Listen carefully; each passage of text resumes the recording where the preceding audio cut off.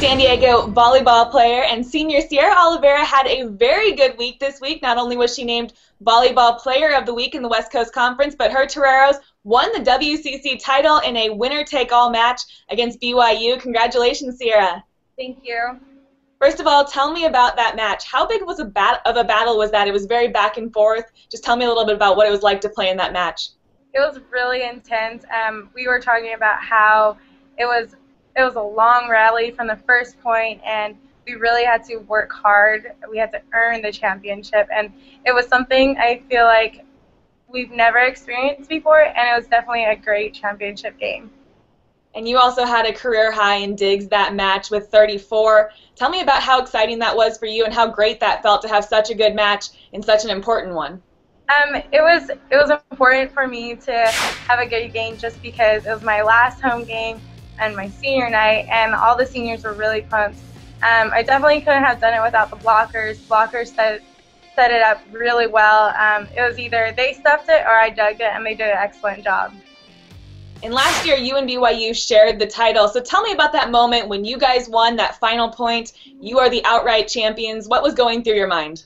It felt so good because we had that chip on our shoulder, especially because we got swept when we went up to Utah, and we definitely knew that we could take it from them. And we were super excited that just everything went our way in the fact that we were tied going into this championship game, and we knew we had to take it. And in that post-game celebration after the final point, is there something that someone said or someone did that you know you'll always remember just kind of from that celebration and from that moment?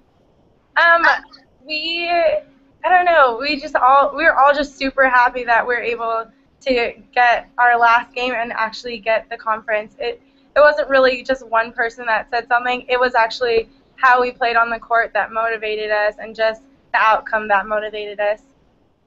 If you had to take one picture away from just that entire day or one moment away that you think you'll remember, tell the grandkids later, what do you think that'll be? I think the one, I forget which play, but we were covering like crazy and we were all over the court digging, and then I think Chloe put the last ball away, and it was just we were all so tired and we were just like, thank God. That's great. Now, so the NCAA tournament coming up right in the future here. What do you think your team's going to have to do to continue playing so well? You guys have won 15 matches in a row, so what do you think your team has to do to make a run for that NCAA title? We definitely have to know our opponent. We have to scout really well. We have to know their tendencies. I think we did a really good job, and our coaches did a really good job of making sure that we knew BYU right off the bat, know what their plays are, know what their hitters' tendencies are, and make sure that we stick to our game plan and keep being confident in ourselves no matter what the score is, because even with BYU we were down like 5 points, but we were still able to come back, and I think that's something that we've really capitalized on throughout this whole year. All right, well, you guys ready and excited for the postseason to get underway? Definitely. We can't wait till the selection show to see where we're at, and hopefully we're going to be hosting.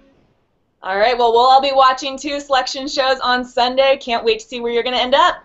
Thank you so much. Congratulations.